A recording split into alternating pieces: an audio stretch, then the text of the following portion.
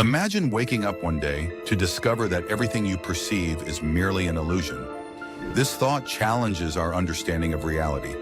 Philosophers like Descartes pondered whether our senses could be deceived. If we rely on them to define existence, what then is real? Consider the concept of solipsism, where only one's mind is sure to exist. The external world becomes uncertain.